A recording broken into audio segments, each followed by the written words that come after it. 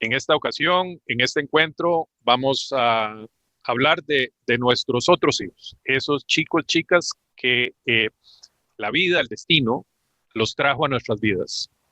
Y la vida y el destino les quitó a su hermano, que también es nuestro. Bueno, hemos decidido hacer este encuentro de hermanos, que también son nuestros hijos, porque sabemos lo difícil que es conciliar la familia luego de la pérdida de uno de sus miembros. Yo podría decir que de alguna manera tuve que volver a aprender a amar a mi hija, porque de alguna manera lo olvidé en aquel desastre en que me metió la vida. Y durante ese camino, durante ese momento que fue bastante amplio, estuve lejos de mi hija, a pesar de que intentaba estar cerca. Y sabemos, porque hemos conocido a muchos papás y mamás, que esto es difícil, que la relación con los otros, que la relación con nosotros mismos es muy difícil y la relación con los demás es muy difícil. Entre más cercanos son, por supuesto, nuestros hijos, se vuelve complejo. Entonces hoy queremos hacer un podcast que vaya por ahí, que hable del desastre, pero también hable de qué y cómo podemos hacer para que la familia siga siendo eso, familia, es que el valor sea el amor, no el dolor, y que gane, como dice una amiga por acá, que gane el amor. Y para ello hemos invitado gente de Argentina, de México y de Chile. Ya saben, yo estoy en Costa Rica, mi nombre es Manrique, y bueno, les pediré que se presenten. Ale, ¿dónde estás? ¿Quién sos? Hola, buenas tardes. Mi nombre es Alejandra. Yo vivo en Chosmalal, un pueblo que está en la provincia de Neuquén, en la Patagonia Argentina, más cerca de Isa que de Manri y de Nora. Bueno, encantada, la verdad que estoy muy contenta y muy agradecida de estar compartiendo con ustedes esta conversación y, bueno, estar participando y pudiendo ser posibilidad o ayuda o compañía para otros papás, para otras familias. Muchas gracias, Ale. Nora, desde México.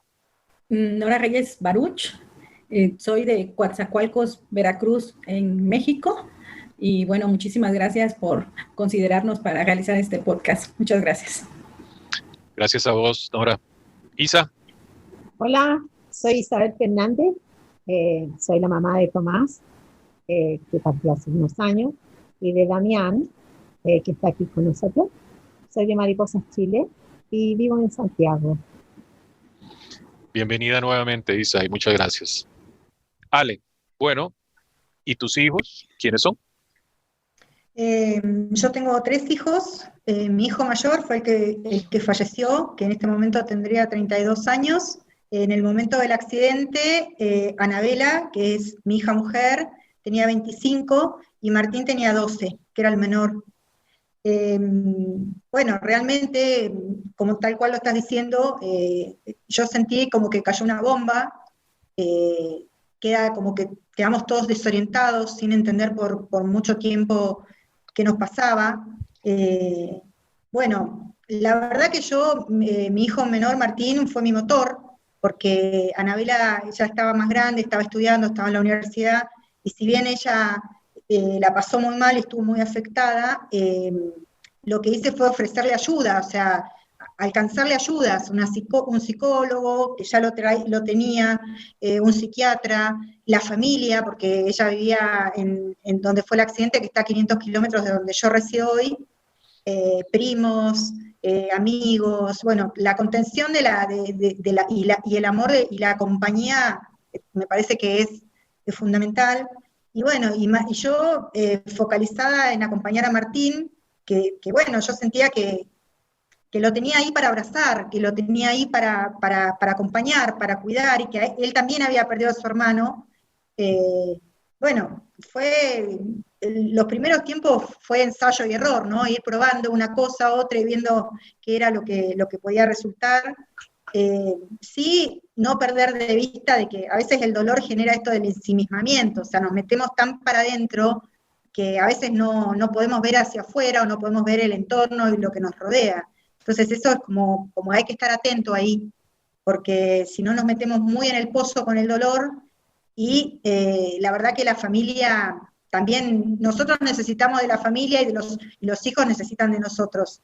Entonces hay que estar atento y hay que poner amor, que me parece que es como el eje acá.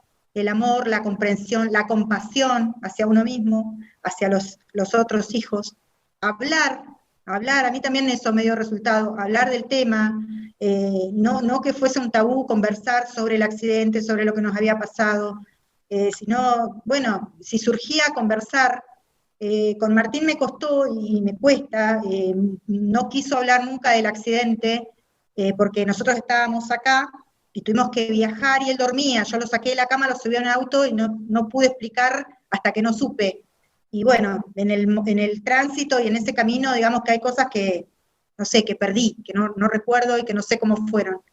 Pero bueno, creo que eso es lo más importante, ¿no? No perder de vista de que hay otros, de que me pasa a mí como mamá o como papá, pero a los hermanos también le pasa, que pierden a su hermano, y bueno, hay que estar para acompañar. Claro. Yo siempre he pensado, bueno, luego de caer en cuenta que nuestros hijos no solamente pierden un hermano, pierden una mamá y un papá, voy a poner esto entre comillas, normales, ¿verdad?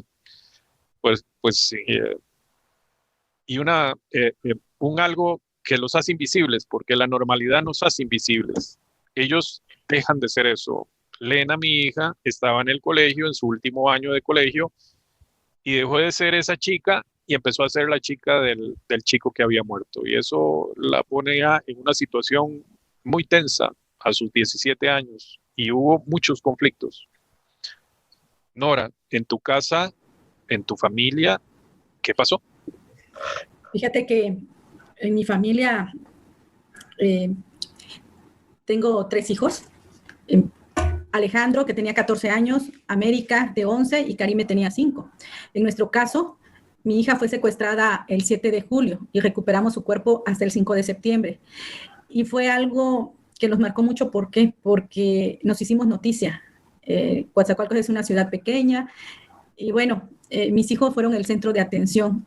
Mi hija América dejó las muñecas cuando nació Karime. Karime era una niña, digamos, no planeada, ¿verdad? Porque pensábamos tener 2 hijos y cerrar la fábrica, pero como por no gastar en una clínica privada, estaba yo esperando que me programaran en la clínica de Pemex para no pagar, pues resultó que en ese tiempo pues me quedé embarazada. Y nace Karime. A los 6, ya mi hija ya tenía 6 años, entonces nace su hermanita y ella deja las muñecas y mi hija se convierte en su muñeca. Como yo trabajo y trabajaba en aquel tiempo desde las 8 de la mañana hasta casi las 8 de la noche, nada más llegaba a comer, iba por los niños a la escuela. Entonces, prácticamente mi hija América asumió ese rol con su hermana de mamá. Y cuando la secuestran, llegamos de manera intempestiva a la escuela, eran los últimos días y lo sacamos de golpe, porque pues cuando es un secuestro tienes miedo de todo y lo primero en lo que piensas es en proteger a los que te quedan. Entonces nos avisan, nos entregamos, nos cercioramos del secuestro y nos vamos a la escuela a buscarlo porque Karime salía antes porque iba en kinder, aquí le llaman, ¿no? Sí. Como nivel preescolar, y ellos ya iban en primaria, entonces primaria y secundaria, entonces vamos y ellos todavía están en clases. Y bueno, la escuela donde estudian ellos, donde estudiaban, tenía la particularidad de que hay desde maternal, kinder, primaria, secundaria y prepa, o sea, en la misma escuela te vas de corrido.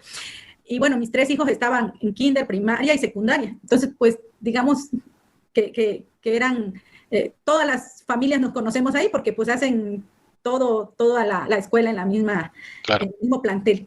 Y bueno, eso es lo primero, les decimos, les damos las noticias como de manera intempestiva y mi hija se pone llorando y me dice, oye, ¿pero qué le van a hacer? No, hija, cálmate, solamente quieren dinero y no va a haber ningún problema, ¿no?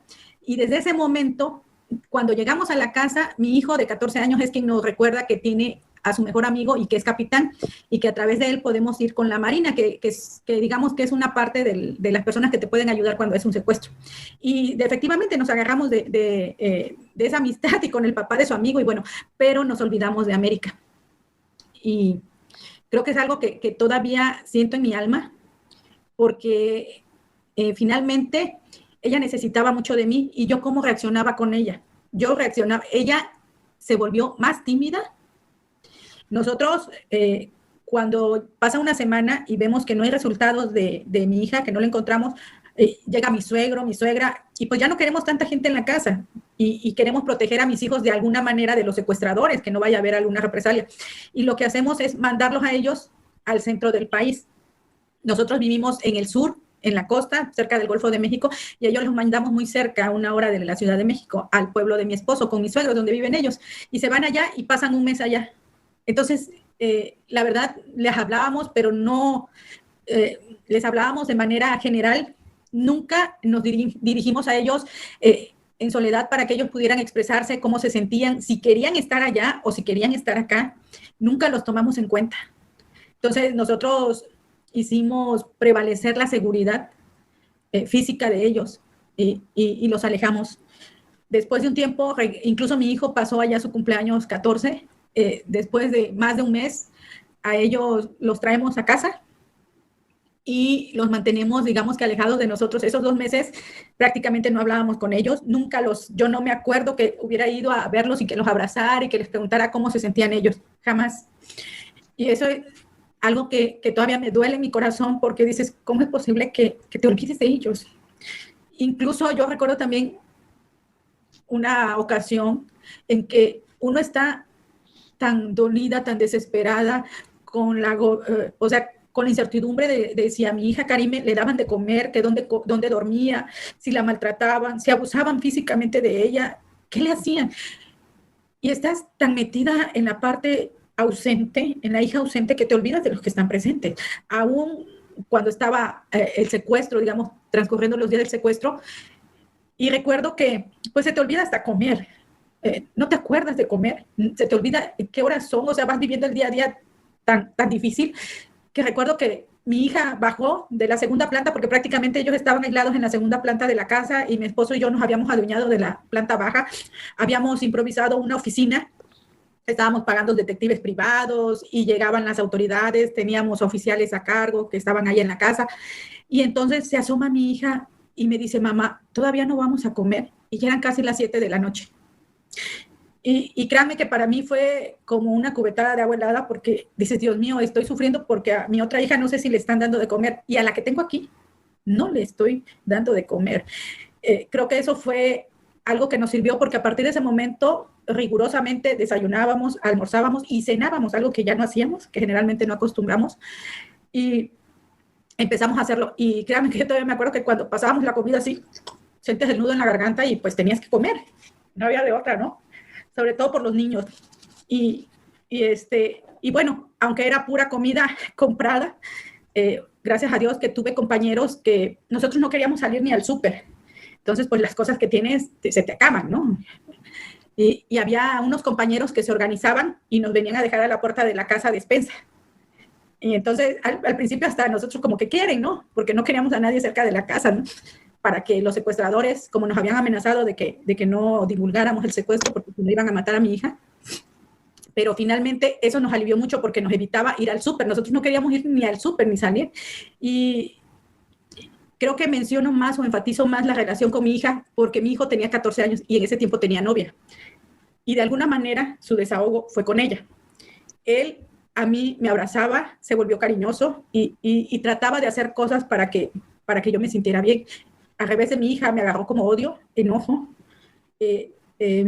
Mi hija, después de que ya nos devolvieron el cuerpo de Karime, a nosotros nos avisan una noche antes que van a entrar a esa casa donde la habían enterrado, porque a mi hija la enterraron clandestinamente en una casa, y nos avisan en la noche que esa madrugada iban a entrar a esa casa a recuperar los cuerpos. Entonces mi esposo y yo prácticamente ya nos dormimos vestidos, pues ni dormimos, estábamos así, ya nada más esperando la hora en que nos llamaran para confirmarnos de que ya habían encontrado los cuerpos. Ya era una noticia a voces en internet, todo el mundo ya lo sabía una semana antes. Aquí se mezcló mucho la parte política, el momento político que estaba viviendo el Estado, y lamentablemente me tocó.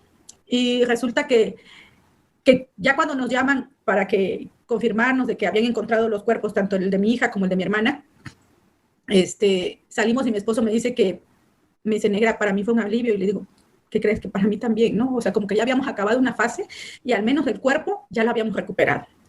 Llegamos a la casa y se los queremos decir de alguna manera tranquila a mis hijos.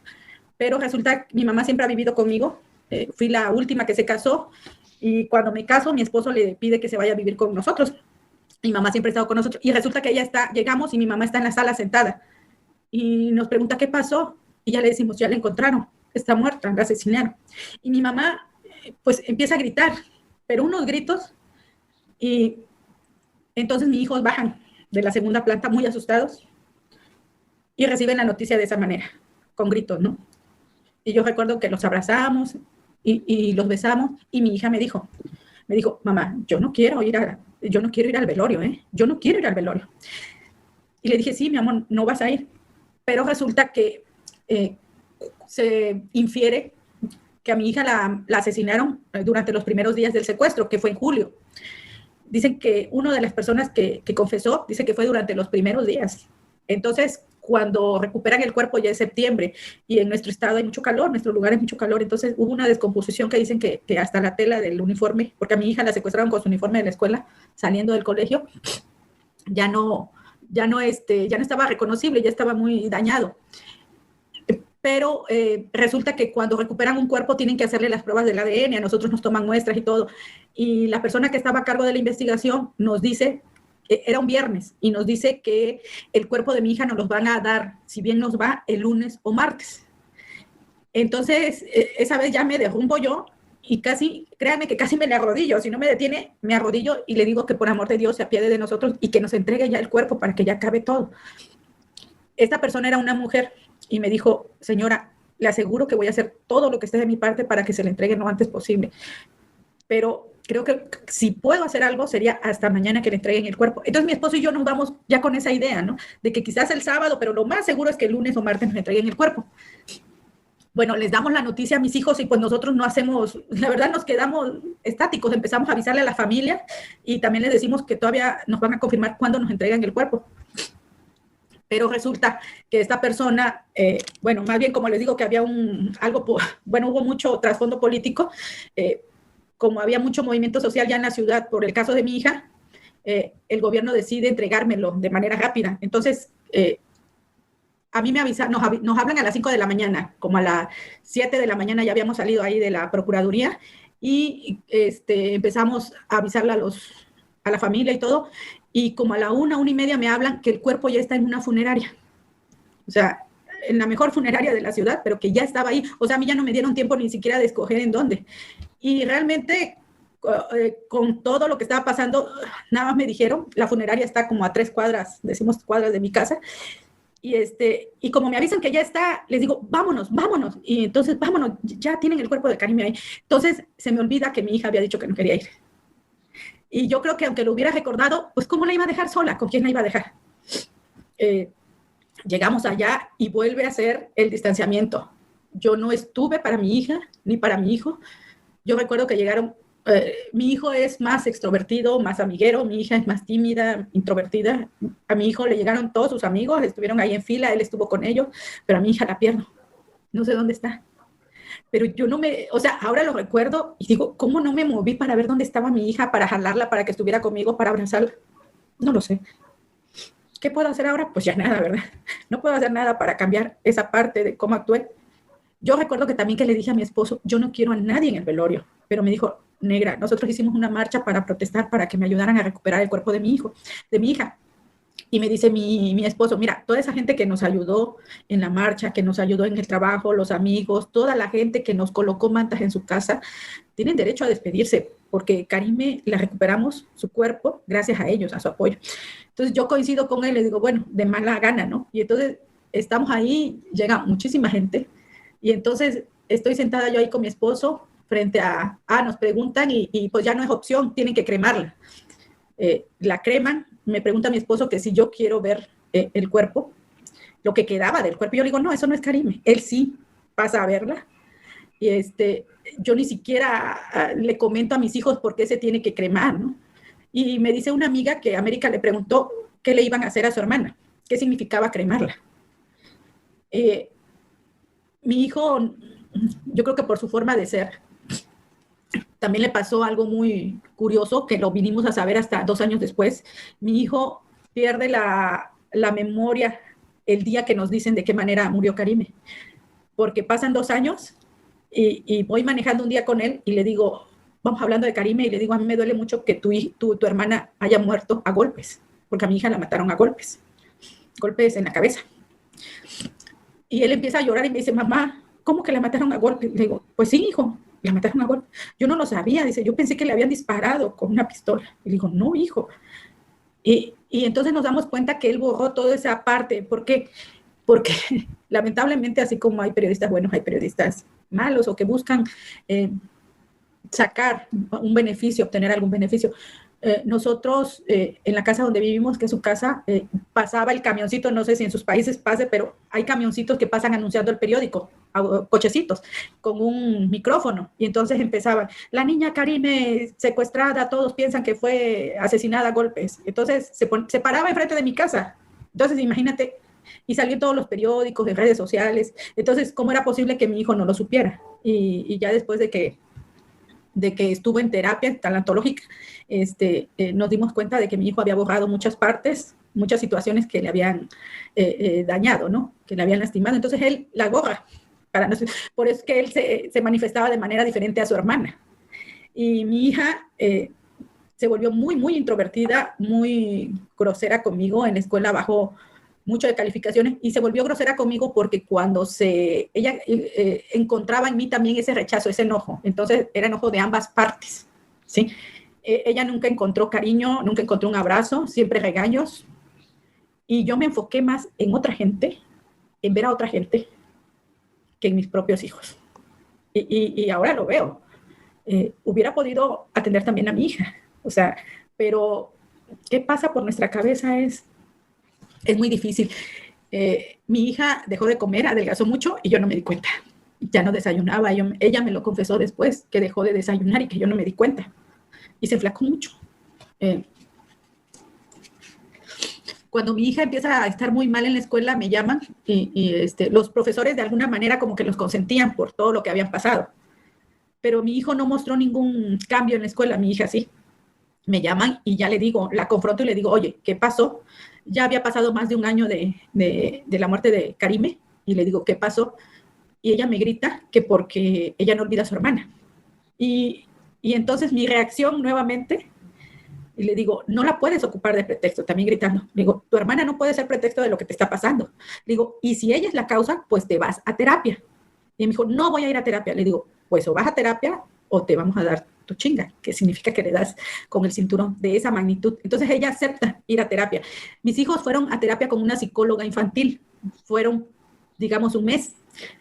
Pero lamentablemente quizás no les llegó, quizás no era su momento, no hubo un efecto positivo en esas terapias. Pero después, casi a los 2 años que ya van con el tanatólogo, es un cambio diferente, aparte de que el tanatólogo ya había estado interactuando con nuestra familia porque empezamos la fundación y dábamos pláticas. Y mis hijos iban no por gusto, ¿verdad? Quizás mi hijo sí, pero mi hija iba a fuerza porque nos íbamos todos y tenía que ir a escuchar las pláticas. Entonces este tanatólogo ya lo conocían y empiezan a ir a terapia con él. Y gracias a Dios, que el cambio en mi hija es tremendo. Mi hija cambió muchísimo, pero no nada más ella, porque ella iba a terapia, pero cada 2 terapias teníamos que ir mi esposo y yo también. Y ya nos platicaban cómo iba la terapia de mi hija y también hablaban con nosotros. Entonces, el cambio, cuando me empiezan a decir las cosas que mi hija decía, no tanto como decirme las cosas, pero qué partes podíamos mejorar, entonces encuentro que mi relación con ella era de enojo, de castigos, de regaños, y que ella lo que necesitaba era amor, comprensión, cariño. Y de alguna manera creo que mi hijo es un poco más parecido a mí en cuanto al carácter y también en su desempeño en la escuela. Entonces, con ella era un contraste. Y mi hija, pues realmente la pérdida de mi hija Karime, para ella existía un vínculo muy especial entre ellas dos, porque ellas, para Karime, América era lo máximo, ¿no? La prefería encima de su mamá. Mi hija la enseñó a vestirse, la bañaba, la peinaba, la arreglaba, era su muñeca. Y bueno, finalmente creo que gracias a Dios la relación ha mejorado. Yo era muy estricta, he cambiado muchísimo, sé que me falta mucho por cambiar con ellos, sobre todo. Mi hija ya casi el otro año, si Dios quiere, se va a la universidad y ya me ayuda en la fundación, pero con ganas, no porque yo se lo diga, ¿no? Ella es la que me graba, hay un audio que me grabó ella, que luego lo pasaron en Abrazos de Esperanza. ¿Así? Y ella siempre tiene una voz muy bonita y para todos los congresos y todo, la voz que se escucha es la de ella. Entonces ya ella me dice, ¿quieres que te grabe algo para tus papás? Y ya hasta me hacen burla, ¿no? Ya vas a tu hora tanatológica, porque dicen que yo nada más tengo una hora tanatológica y que de ahí me transformo otra vez, ¿no? Y ya con ella es diferente la relación. Se fue mi hijo, quedó ella, y yo he tratado de acercarme, de ser menos autoritaria, menos crítica, más comprensiva, y gracias a Dios que la relación y su carácter de ella ha mejorado mucho. Ella no era de fiestas, no era de salir, pero ahora con la pandemia me dice, mamá, tanto tiempo he desperdiciado, ya quiero que acabe esto y cada viernes y sábado me voy a ir de fiesta, ¿no? Y ni siquiera ha tenido novio. Mi hijo es muy noviero, ella no. Entonces, me he enfocado más en mi hija porque fue la relación más tirante. Con mi hijo fuimos muy autoritarios, también he cambiado mucho. He tratado, antes me le acercaba y hagan de cuenta que hacía así como que lo iba a regañar o le iba a dar un zape, ¿no? Entonces a mí me dolió mucho darme cuenta de eso, ¿no? De que ellos no se esperaban una caricia de mí, sino un regaño. Y créanme que alguna vez me dijeron que había una persona en México que dijo que lo peor que le había pasado era la muerte de su hija y que lo mejor que le había pasado era la muerte de mi hija. Y créanme que me atrevo yo también a decirlo porque yo tenía un temperamento, un carácter que iba a afectar mucho a mis 3 hijos y a mi esposo. Y a raíz de la muerte de Karim he aprendido mucho, he cambiado mucho y he mejorado mucho mi relación. Siempre he tenido muchos amigos, pero con mis amigos, con mi familia y con mi esposo también, ¿no? La relación con mi hija ahorita es maravillosa, de verdad. Tenemos nuestras diferencias, pero creo que gracias a Dios ya sé que sobre todo está en mí el dar ese cambio, ¿no? Porque con amor la gente va cambiando. Y ya les pedí perdón. Hubo una plática que impartí y ahí, delante de todo el público, les dije que me perdonaran porque cuando estuve en duelo, también yo me metí a estudiar mucho tanatología, me iba todos los sábados tempranito, que eran mis días de descanso, me iba desde las 9 de la mañana hasta las 9 de la noche, nada más iba a comer, y todo ese tiempo los abandoné y les pedí perdón. Yo hacía una analogía con lo que dice Mary, porque yo les decía, miren hijos, estábamos todos tratando de salir del mar porque nos estábamos ahogando, y yo no los podía ayudar porque me iba a ahogar como ustedes. Yo lo que hice fue ir a buscar una llanta, un inflable, salir y aventárselos. Porque si yo trataba de ayudarlos, me iba a ahogar. Yo después de que me entregaron el cuerpo de mi hija, créanme que yo tenía la intención de quitarme la vida. Y cada noche, les cuento, yo subía mi vaso de agua y ahí estaban las pastillas y era por la mañana que decía, ahora sí, ahora sí. Y creo que finalmente, si volviera a estar en las mismas circunstancias, iba a actuar de la misma manera. Lo único que puedo hacer es pedirles perdón y de aquí en adelante cambiar, no tratar de no cometer los mismos errores, ¿no? Y esta oportunidad que me brindan es excelente para volverles a repetir que acepto los errores que he cometido y que trato y seguiré tratando de ser una mejor mamá de lo que fui. Porque lamentablemente en el momento en el que me encontraba no tenía yo el conocimiento ni los recursos para hacer de otra manera. Así es, Mary. Gracias por la oportunidad. Normalmente escuchamos historias maquilladas, minimizadas. Y claro, se nos estruja el corazón escuchando tu historia. Y qué dicha que América está bien y que la familia está entera y unida por el amor. Y todos vamos a tener un desastre similar, porque esto es una especie, bueno, lo decía Ale, es una bomba atómica. Por ahí papás que dicen, cae un meteorito, deja un desierto, y nos deja en una distancia entre nosotros que no podemos medir, ¿verdad? No sabemos ni qué está pasando, ni dónde estamos, ni quiénes somos. Me hiciste pasar por ese primer día, ese momento que Manri muere, y nosotros no fuimos a darle la noticia a Elena, mi hija, y bueno, ella se la dan y ella siente que no se la dan bien. Y eso ella lo lleva durante mucho tiempo y lo mastica y se enoja. Y tiene un carácter que yo diría que es la combinación de su mamá y la mía, y los dos somos así como caciques, ¿verdad? ¿Reconocen la palabra cacique? Es el jefe de los indios. Y ella es cacique. Y el caso es de que los tres en aquella erupción, muy difícil, muy, muy difícil. Y yo me siento parecido a vos cuando decís, bueno, no pude hacer nada diferente. No pude hacer nada diferente. Sí, hice cosas malas, llegó un momento que pedí perdón y llegó un momento que tomé el papel de papá y bueno, también hubo conflicto, ¿verdad? Porque de alguna manera me retiré como padre y después tomé el control nuevamente, lo que llamamos control o no sé, lo que llamamos ser padre, otra vez conflictos. Es muy difícil y de alguna manera no solamente hay que pedir perdón, sino perdonarnos. Porque sí, lo hacemos mal o yo levanto la mano y digo, lo he hecho mal, pero creo que al menos en mi familia nadie lo hizo bien y no porque, o sea, ni siquiera cabe el juzgarnos porque ninguno estaba preparado para algo parecido. Así es que hicimos lo mejor posible. Isa, y tu meteorito hasta dónde llegó? Bueno, mi meteorito fue, a ver, les voy a contar un poquito. A nosotros nos llaman por teléfono y nos avisan que Tomás ha tenido un accidente, como a las 7 de la mañana. Entonces nos vamos al hospital donde lo habían llevado y de esas cosas maravillosas que solamente la vida te puede dar, resulta que era noticia nacional, en vivo y directo, y no sé por qué razón nosotros no vimos las noticias. Entonces yo fui a buscar, José, mi marido va primero al hospital y yo paso a buscar a mi hermana y le digo que Tomás ha tenido un accidente. Y entonces ella me dice, ¿y dónde? Y yo le cuento, y entonces ella se va dentro de la casa, seguramente que yo estaba mirando la televisión, y llegamos al hospital. Y llegamos al hospital y a Tomás lo estaban operando, y entonces empezamos a llamar a Damián para que viniera a unirse a nosotros. Entonces estuvimos los tres. Y bueno, nos dieron las noticias que no eran muy malas. Y entonces yo, no sé cómo, no me explico, dije, bueno, ha llegado el momento que nos tenemos que despedir. Y entonces tenemos que hablar con Tomás todo lo que le tengamos que decir y aprovechar este rato que tenemos con él y hablarle, cantarle, decirle todo lo que sentimos. Francamente no me explico cómo lo hice. No sé, no tengo recuerdo.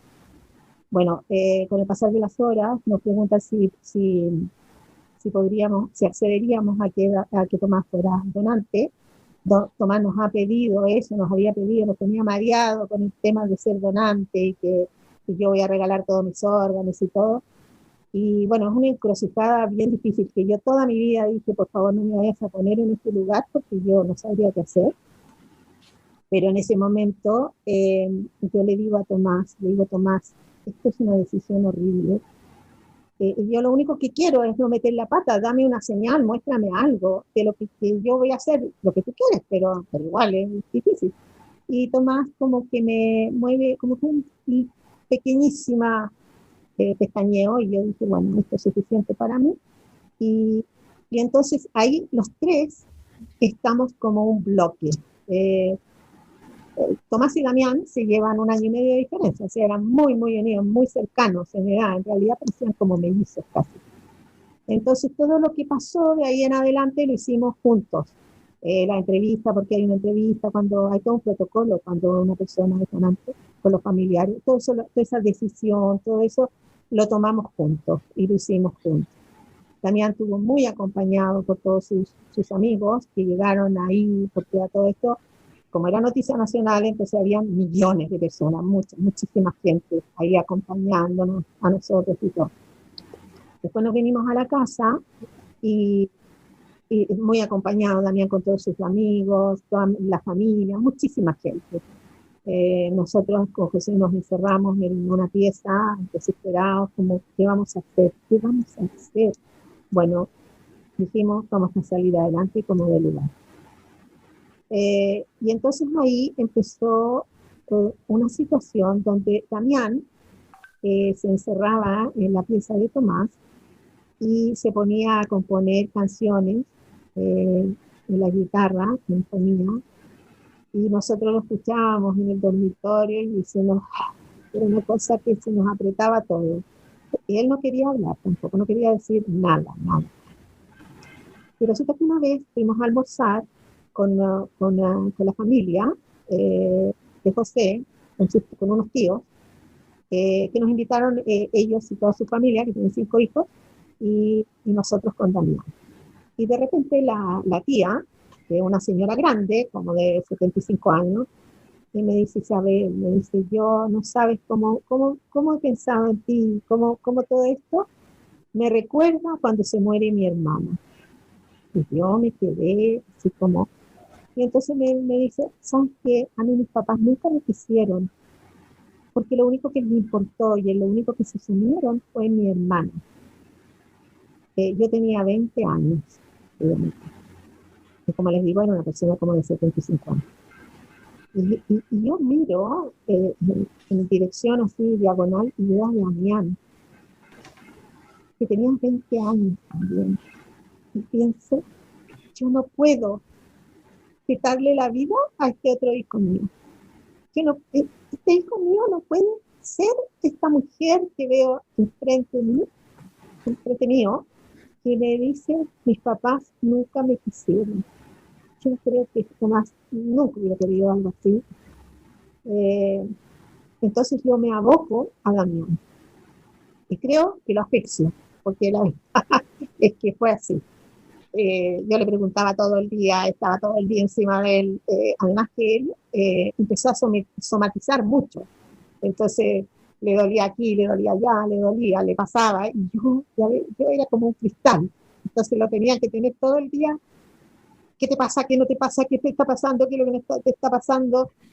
Además que cuando pasan, yo las escuchaba a ustedes, cuando pasan estas muertes tan traumáticas y que has tenido la prensa, la televisión y todo eso, la gente es un poquito morbosa. Entonces, no sé si con buena intención o no, pero no sé, pero te preguntan mucho. Les gusta mucho el detalle, les gusta mucho toda esa cosa. Entonces, Damián quería de alguna manera ser anónimo, no quería estar sobreexpuesto. Y nosotros tampoco lo queríamos exponer, porque como bien dijo Nora, eh, con tal de tener noticias inventan muchas cosas y las historias no son la realidad, sino que son, no sé, invención de la prensa para poder vender. Entonces nosotros también queríamos proteger mucho a Damián de eso. La otra cosa que a nosotros nos pasó y que fue difícil es que Damián empezó a tener mucha rabia eh, con el hecho de ser hijo único. Y entonces apenas podía decir, es que yo no soy hijo único, es que no me gusta ser hijo único, es que no me gusta ser el centro de la atención y ese tipo de cosas. Entonces me acuerdo un día que yo porque además yo no me atrevía a decirle nada porque tenía que ser esa mamá que todos queremos ser, así como dulce, cariñosa, perfecta, porque de alguna manera tuvimos la gran imperfección de perder a un hijo y entonces estamos como buscándonos las pifias, todo lo malo, todo lo que existe contra nosotros, o sea, no sé, porque todavía estoy en medio de una confusión tremenda. Entonces un día yo le dije, mira Damián, yo quiero que tengas algo muy claro, tú no eres hijo único, tú nunca vas a ser hijo único, tú tuviste un hermano y tú tuviste la experiencia que es compartir con un hermano, no es que tú naciste y fuiste el único, no, tú tuviste un hermano y ese hermano te va a acompañar toda una vida. Damián también se enojaba mucho porque, por ejemplo, una vez que dentro de sus múltiples dolencias que tenía, fuimos a ver a un doctor porque había tenido un esguince como 2 días antes de que esto pasara, y entonces le empezaba a doler mucho la rodilla, que tenía muchas cosas, entonces me decía, mamá, llévame al doctor, y yo no quería llevarlo a ninguna parte, realmente. Entonces, pero de repente, por suerte, me puse un poquito lúcida y dije, bueno, yo lo tengo que tranquilizarlo, aunque no me guste, lo voy a llevar. Entonces lo llevé, y cuando estábamos en el doctor, yo sentía, y, bueno, ya a mí le habían hecho millones de radiografía, ecografía, no sé cuánto, de todo, y no tenía nada. Entonces, cuando yo estaba sentada esperando y viendo que el doctor lo examinaba y todo, yo sentía una tensión aquí en los hombros, en esta parte del cuello, y entonces decía, ay, Dios mío, ¿no será tensional todo esto? Entonces le pregunto al doctor y le digo, mire, ¿usted no piensa que esto puede ser tensional? Porque fíjese que hace 10 días que se murió mi otro hijo. Y el doctor que creo que no era una persona muy atinada, le dijo a Damián, Damián, vístete, nos abrió la puerta y nos sacó de la consulta. Y entonces fue brutal, fue muy fuerte. Entonces cuando íbamos caminando al auto, Damián me empezó a gritar y me empezó a decir que por qué yo tenía que estarle contando a todo el mundo lo que nos había pasado. Entonces le dije, mira, Damián, es que un doctor sea un estúpido que realmente se aterró, porque seguramente tiene que haber tenido hijos de la edad tuya y de la edad de Tomás, y reaccionó mal, no significa que tú te tengas que avergonzar de lo que te ha pasado. Todo lo contrario, tú tienes que decirlo con naturalidad, decirlo porque es una realidad y no sacamos nada con taparlo. Bueno, esto fue en febrero y en marzo Damián volvió a la universidad, estaba en segundo año y tomó 7 ramos. Él estudiaba ingeniería. 7 ramos en ingeniería es una brutalidad, es imposible. Yo le dije, Damián, tómate 1 ramo, 2 ramos, una cosa así, pero ¿cómo se te ocurre 7 ramos? No los vas a poder hacer. Entonces, como que se enojó un poco y me dijo, no, yo quiero hacer eso. Bueno, empezó la carrera y empezaron sus 7 ramos. Obviamente no los podía hacer. Y afortunadamente, la psicóloga del departamento de ingeniería lo llamó y le preguntó qué le había pasado en su vida. Y entonces ahí él le contó a ella que finalmente su hermano. Y entonces ella le dijo, mira, Damián, toma 1 ramo, toma 2 ramos, no te cargues de más, carga de la que tú ya estás teniendo. Tómate tiempo, porque esto requiere tiempo, y requiere una nueva adaptación a esta nueva vida sin tu hermano. Bueno, después de eso, yo me acuerdo, como les comentaba al principio, de tener tanto miedo a que le fuera a pasar algo. Y me acuerdo que una vez, ¿y por qué tenemos tanto miedo? Yo creo que es bien importante decirlo también. Nosotros tenemos tanto miedo de que a nuestros otros hijos les pase algo, porque muchas personas se acercan a nosotros y entonces como para empatizar o para estar, que no saben qué hablar, no sé, nos empiezan a contar muchas cosas trágicas, porque nosotros nos producen en ese momento mucha temerosidad. Entonces me acuerdo una vez que íbamos en el auto con José y le llamó un amigo a José y le dice, José, ¿estás bien? Sí. Isabel, sí, también. Damián, no sé, es que hubo un accidente en la esquina de tu casa y parece que ha pasado no sé qué. Nosotros llegamos a la casa, ustedes se imaginarán, en un estado pero espantoso, y entonces abrimos la puerta y es la típica que uno hace como haciéndose la que no pasa nada. ¡Hola! La voz te delata completamente porque estás ahí hecha un nudo y como con todo apretado y es como, hola, ¿cómo estás? Qué rico verte. Pero por dentro estás como una jalea, así una cosa atroz. Y me acuerdo que habíamos acordado que nosotros íbamos a ir nosotros tenemos una casa que queda como a 80 kilómetros de Santiago y íbamos a ir a alojar solos. Y Damián se iba a quedar en la casa solo, ¿ya? Y en vista de que yo vi esta situación, yo así como una especie de sargento órdenes mayor, le dije a Damián, todos vamos. Y me acuerdo que lo subí al auto, o sea, él ya 20 años, lo que le estoy diciendo, lo subí al auto y Damián furioso, con una capucha, así, metido, sin hablar, sin querer saber de nada. Llegamos a la casa, y Damián se encerró en una pieza, 3 días, no quiso, no sé si comió, no sé si nada, pero furioso, que no le teníamos confianza, que éramos, no sé, miles cosas. Claro, yo después le pedí perdón, yo dije, mira Damián, lo que pasa es que yo te voy a hacer muy franca, yo apenas me aguanto a mí misma en mis miedos, no quiero traspasártelos a ti, pero es inevitable que lo haga. no es que sea una mala persona, sino que realmente es muy, muy difícil. Eh, bueno, después de eso, claro, tuve que aprender a soltar, a dejarlo ser, a dejarlo vivir.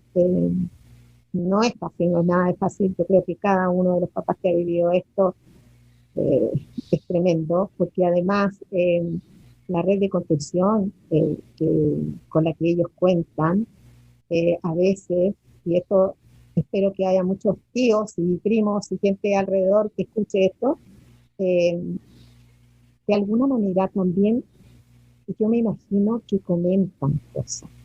Y entonces estos hijos eh, también son muy vulnerables. Hay cosas que yo me imagino que no deberían. O sea, que, mira, parece que tu mamá no está tan bien, yo la nota que está medio agresiva, yo noto que no sé qué, yo no sé qué. Porque desgraciadamente nosotros estamos en la mira de mucha gente. Entonces todo lo que hagamos es como, sí, pero, sí, pero, sí, pero. Eh, es complicado. Como nada es casual, una de las razones por las que creamos Mariposa con Damián y con José fue para la contención familiar, para que las familias aprendieran o vivieran o vieran qué es lo que se vive. Porque una cosa es lo que se vive en el día a día y la otra cosa es lo que no se habla, lo que no se sabe. Entonces, encontramos que era súper importante por eso.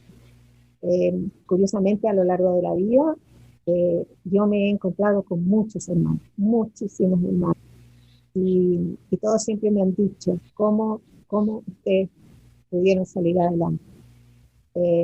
Porque, bueno, lo que pasa en todas las familias, porque yo creo que no hay nadie perfecto, tratando de hacerlo mejor, no lo hacemos tan bien.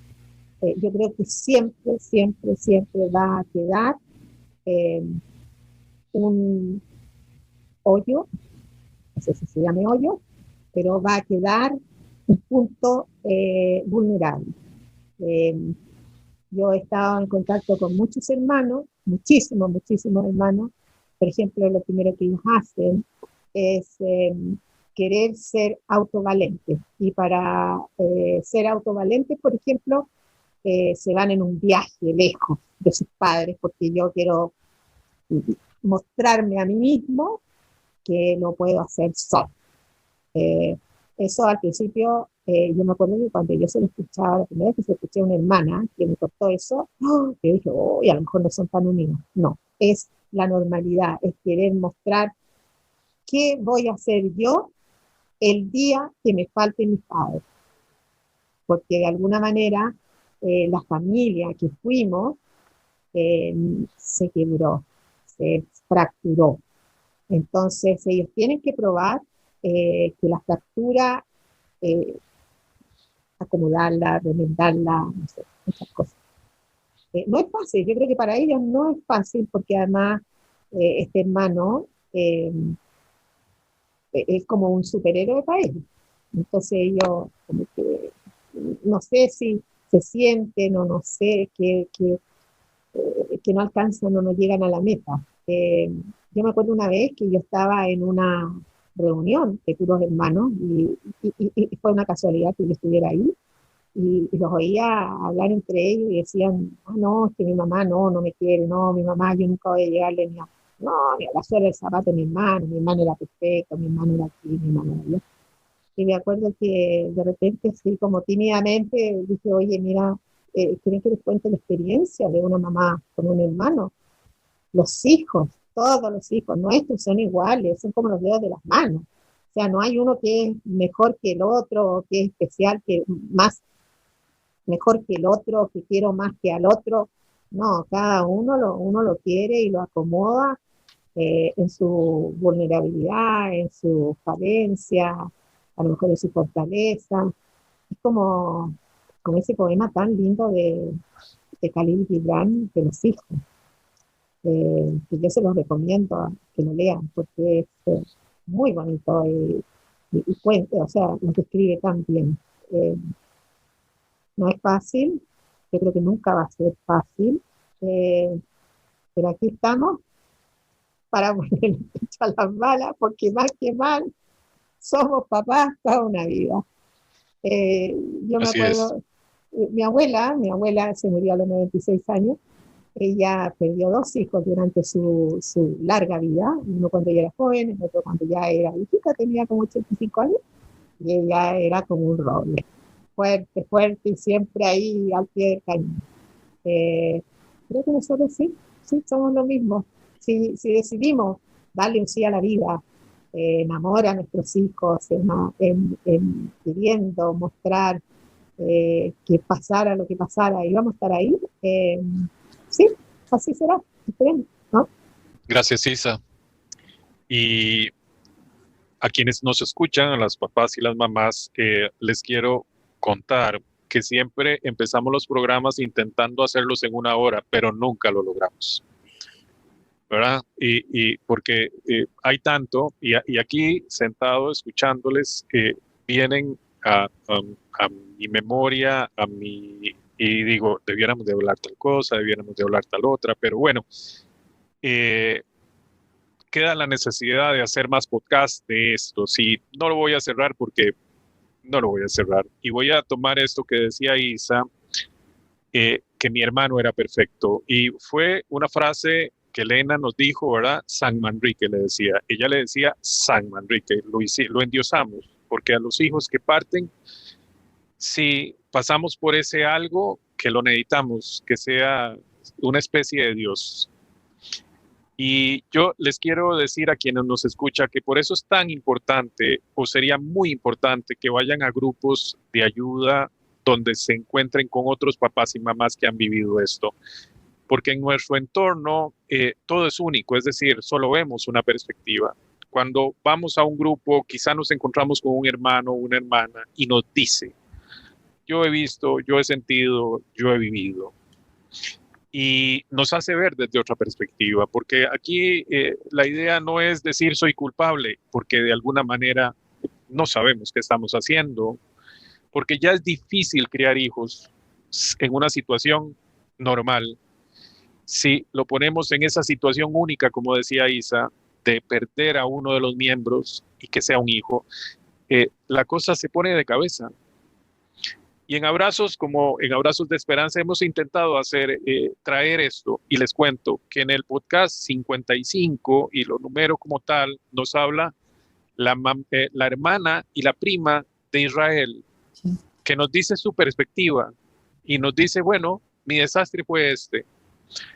Y en el 56 nos hablan 3 hermanos que han perdido 4 hermanos.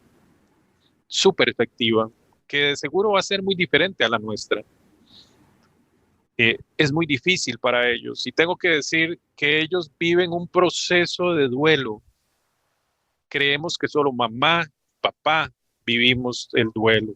La familia que nos ayuda valora más el duelo y el proceso de los papás que el de los hermanos. Y también nos hemos dado cuenta que los hermanos postergan su proceso, lo ponen en pausa. No sé, su juventud, la situación que viven, el desastre que está en la casa, ellos deciden no entrar.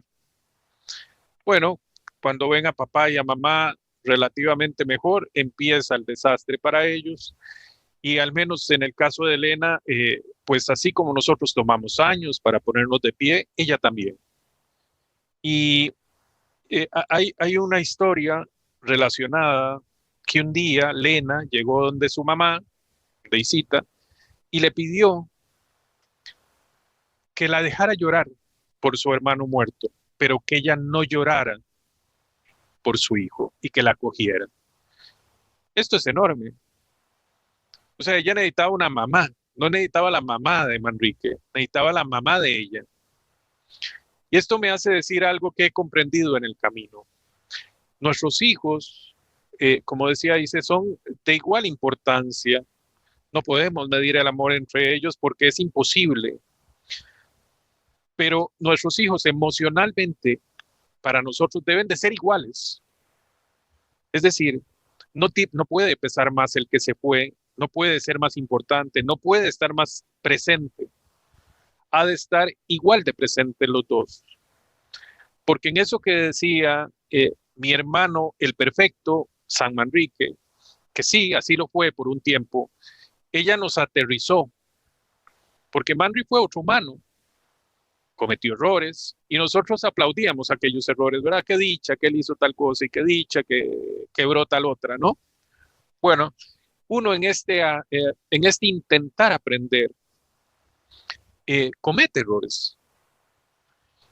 Ojalá que esos errores nos enseñen y bueno, la conexión está en la comunicación que nos decía Ale, ¿verdad? Escuchar.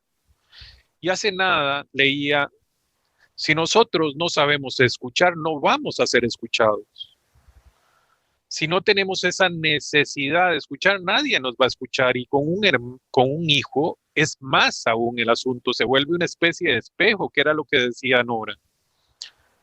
Y hay algo que los hermanos, y ojalá que nos estén escuchando, es que uno no sabe ni lo que siente. Algunas veces uno está tan enojado, pero ni siquiera se da cuenta que está enojado. Es decir, es un estado tan extraño, tan abrumador, tan desolador, que uno no sabe que tiene una cara de monstruo y que y que todo lo que uno está intentando tapar con una especie de máscara se está viendo.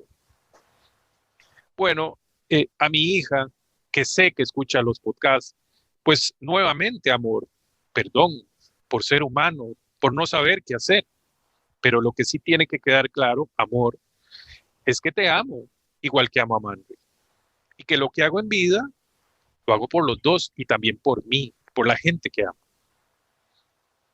Bueno, esto que acabo de decir me ha costado mucho comprenderlo, vivirlo. Afortunadamente mi niña grande, que me han oído decirle así, mi niña grande, Elena, vive cerca de casa. Después de aquel desastre que duramos años en reconstruir la familia, pues ella está aquí a diario y nosotros estamos ahí a diario con ella. No huyó, que lo pudo haber hecho. Hubieron oportunidades de que se fuera del país y que viviera en otra parte. Ahora que se casó, otra vez salió la oportunidad y ella una vez más se queda en casa. Les voy a contar algo que me parece importante para los chicos que se quedan únicos, porque sí, Isa, único físico. No son hijos únicos, pero físicamente sí. Y entonces Elena se plantea, y de cuando en cuando hablamos de esto, cuando papá y mamá mueren, me quedo sola. Y eso ella, de alguna manera, ahí está. Bueno, lo tendrá que resolver cuando suceda. No puedo esperarme, es decir, y ojalá que no me toque a mí enterrarla, por favor, Dios santo. Pero sí, de alguna manera aprieta mi corazón. El caso es de que me debo al amor. Lo he dicho en todos los podcasts, nos debemos al amor. Y el amor no sabemos qué es hasta que lo hacemos. Y en todos esos errores que cometemos en el camino, que llamamos errores, estamos aprendiendo del amor. Estamos experimentando el amor. El amor se disfraza también de malas actitudes. Y creo que la palabra es esa actitud, actitud al cambio, actitud a escuchar la vida, a escuchar a nuestros hijos. Muy confuso, muy difícil para uno solo y mucho más difícil para uno acompañado. Todo es muy, muy loco. Cuando un hijo muere es algo muy, muy loco. Como les decía, 2 podcasts de hermanos que me parece que complementa a medias, porque estamos viendo una parte del proceso de la relación que no pinta todo, porque es todo vamos a ver, es desde que empezó hasta que estamos hoy. En mi caso ya han pasado más de 10 años. Y bueno, contarles todo eso, deben de sentarse un buen rato, ¿verdad? El caso es de que, y dado que ya pasamos la hora, empecemos a cerrar el podcast. Me gustaría, Nora, Ale, que les des un mensaje a esos papás y mamás que están perdidos, que quizá la familia, no sé, no se encuentra. ¿Qué le podrías decir? Creo que es clave dialogar, como dije al principio, hablar, abrazarse, acompañarse, tenerse paciencia, compasión. A todos nos pasó a nosotros como papás, le pasó a ellos como hermanos, Es difícil, pero no es imposible, se puede. Hay que acompañarse mucho y escucharse también, porque tal cual, yo por ejemplo a Anabela, que estaba en la universidad en su momento, me acuerdo que le decía, mirá Anabela, vos si no querés no comas, no te bañes, quédate en la cama, tu hermano no va a volver acá, no va a volver acá físicamente. Si te están mirando no quiere esto para vos. Y el día que vos seas mamá, no te vas a explicar cómo hice yo para levantarme y ponerme de pie. Así que hacé lo que puedas, venite a casa, porque ella vivía a 500 kilómetros, y acá te puedo acompañar, acá te puedo acompañar, acá te puedo abrazar, acá puedo estar con vos. Pero acá cada uno tiene que hacer su parte. Es así, se puede, se logra con amor, con compañía. Y la verdad que me hace mucho sentido todo lo que dijeron en relación a esto de que endiosamos o que sí, al que parte, ¿no? Como que invisibilizamos los que nos quedan y endiosamos al que parte. Y la verdad que yo de alguna manera lo veo como una cosa injusta, porque los que tenemos acá con nosotros los tenemos para justamente las vidas, nos dejaron la vida a nosotros y a ellos acá. Entonces creo que eso hay que ponerlo mucho en valor y más allá de que podemos cometer errores porque somos seres humanos y porque realmente sentimos que cae una bomba, o sea, no sabemos, sentimos que estamos desorientados, nos lleva tiempo y trabajo volver al eje, también buscar ayudas, están estos grupos maravillosos de personas que con todo amor y toda generosidad se brindan y acompañan. Creo que esa es otra opción, si no podés solo, porque a veces sentís que no podés, y bueno, hay ayudas y realmente son muy valiosas, son muy generosas. Así que agarrarse de esas cosas creo que es muy importante y bueno, nos ayuda a salir adelante y a honrar la vida que nos dejaron esta preciosa vida a nosotros y a los hijos que tenemos. Gracias, Ale. Isa. Bueno, yo creo que lo más importante es apapacharlos, es consentirlos, es abrazarlos, es acariciarlos, es que ellos sientan ese contacto físico también. Es difícil porque también muchas veces cuando nosotros estamos tan dolidos, estamos tan tristes, ese contacto tan físico nos produce mucha emoción, emocionalidad también. Entonces muchas veces tratando de ser así fuertes, les hablamos fuerte, los tratamos como personas fuertes. Si yo pudiera volver atrás, yo diría no tanto hablar, sino que más bien tocar. Que él sienta esa caricia, ese abrazo, ese estoy aquí a tu lado, te quiero en silencio, no necesitamos hablar. Cuando tú quieras hablar, pero cuando tú no quieras no hablas. Yo creo que ellos yo también noté eso mucho. Yo soy muy llorona, yo soy extremadamente llorona, o sea, impresionante. Entonces yo por todo lloraba. Y todavía lloro, yo soy muy llorona, yo lo reconozco, es parte de mi ADN. Y yo creo que eso a Damián lo ponía muy nervioso. Esa cuestión de que iba a hablar con su mamá y la mamá parecía como una llave. Un día yo le conté, le dije a Damián, se lo expliqué.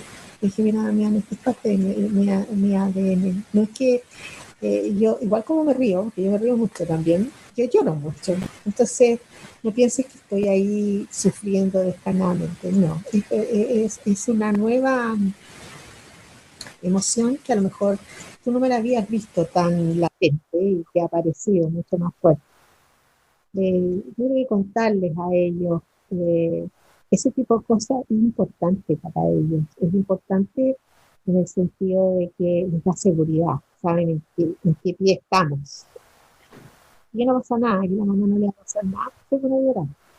No, una lagrimita más, una lagrimita menos, va a seguir estando ahí esa mamá. Eso.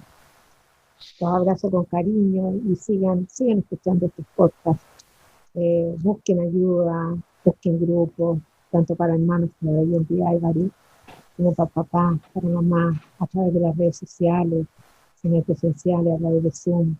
Hay muchas formas de conectarse con personas que, como nosotros, hemos decidido darle misión a Dios. Gracias. Gracias, Isa. Y sí, voy a hacer eco de lo que dice Isa hasta antes de darle la palabra a Nora. Hay grupos de hermanos que me parece muy valioso que lo consideren. Y también, y esto también se lo digo a los hermanos y a las hermanas, es que hay que aceptar que papá y mamá cambian, porque los hermanos pretenden que uno siga siendo el mismo. Eso no es posible. Y nosotros como papás hemos de aceptar que nuestros hijos cambien y que sigan siendo, y que sigan siendo. Nora. Pues creo que el primer grupo de apoyo, el primer grupo de contención es la familia, y muchas veces lo perdemos de vista, ¿no? Queremos buscar en otro lado lo que deberíamos tener en casa. Entonces es muy importante la comunicación, hablar, externar nuestros sentimientos, no ocultarlos, pero sobre todo también escuchar a los demás integrantes de la familia. Es muy importante, y lo que me encantó, Isabel, es ese apapacho, ese tacto, cómo se necesita. A veces no necesitas decir nada más que dar un abrazo, ¿no?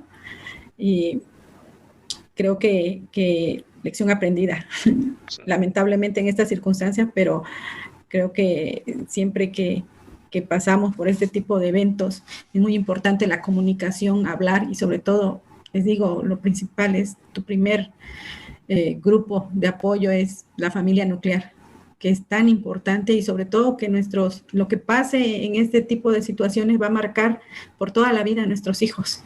Entonces es muy importante que si ya actuamos de una manera y sabemos que el daño está hecho, pues tratemos de reparar lo más posible. Nunca es tarde para pedir perdón, nunca es tarde para hablar con ellos.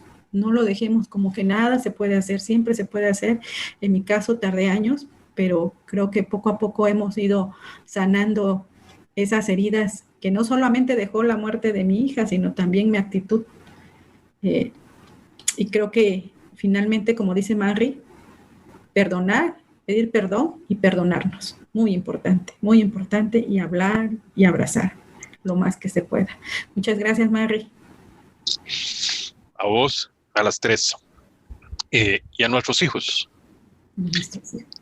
A todos, no a los que están al otro lado en las estrellas, no, a ellos también, pero a los que nos acompañan en vida. Y quiero dejarle una pregunta a los papás y a las mamás que nos escuchan. Es ¿qué tipo de padres y madres son? Pregúntense, no lo deben de responder a nosotros, pero pregúntense qué clase de padre y madre son. Y si no les gusta la respuesta, pues ¿qué van a hacer para que eso cambie? Eso está en las manos de nosotros. Creemos que no hay nada en nuestras manos. Y sí lo hay. Nuestra actitud es lo único que hay. Es lo único que tenemos en control. Les enviamos a todos y cada uno un gran abrazo. Muy agradecidos de escucharnos. Cuídense mucho. Seguimos acá en Abrazos de Esperanza. Cuídense mucho.